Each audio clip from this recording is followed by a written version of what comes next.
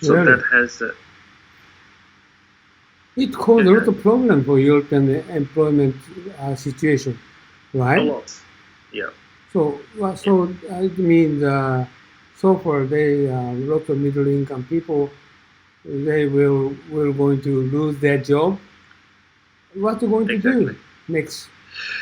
Yeah, so that's a real problem. So what you see is that people like who work for these big companies who have middle income, who live in a nice house Yeah, with yeah. their wife and their two children, Mm, they actually when they lose their job, they have difficulty paying the rent. mm, Maybe they have to move house. But what you see at the same time, what's happening is that um, when they're trying to, when they're, for example, trying to move to a new job and they have to find a new house, mm. very often they have to move into a more expensive house or apartment.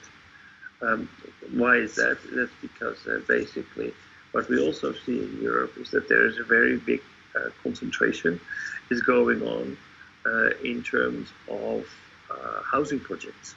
The cities do not have enough money to do real estate development. So they're relying on real estate developments, commercial real estate developers. And commercial real estate developers, they are driven by making a profit because they need to satisfy the profit demands of the wealth management companies. You're talking about So London? everywhere, sorry, London.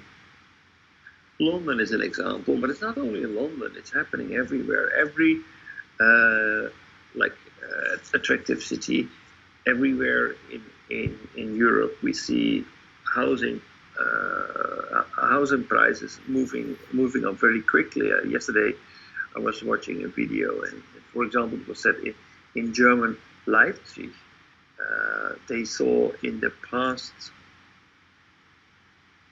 what was it? I think in the past 3 years, Hmm. they saw their rent go up almost 25%.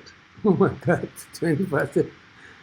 So if you are just if you're working for a company and your company is being your division is being close to being outsourced to, for example, the Czech Republic, you might, if you have lucky enough to find a new job in the same city, it's quite likely that you may not even be able to afford the rent with your income.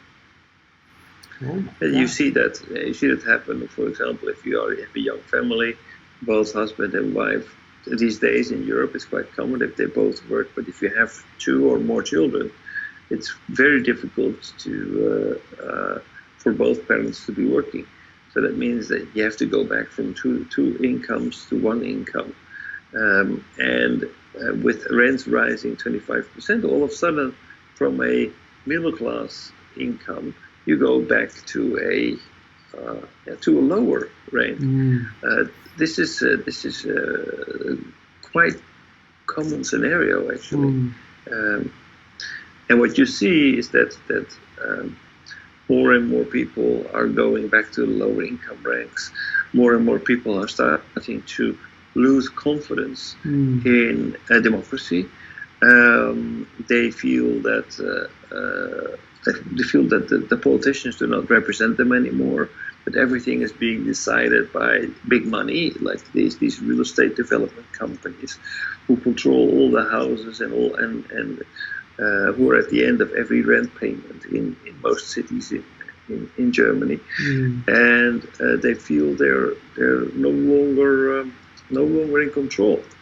So they stop voting, or they start voting for extreme solutions, um, like ultra-right politicians, because they feel that the conventional politics do no longer protect their citizens, can no longer provide the adequate answers to resist the conventional politicians, and that's when populism is starting to take hold.